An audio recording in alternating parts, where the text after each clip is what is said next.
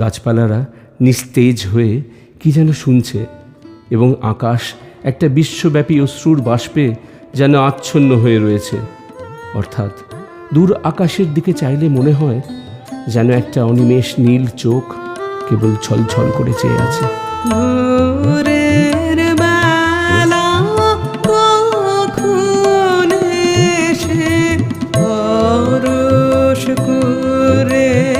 গেছো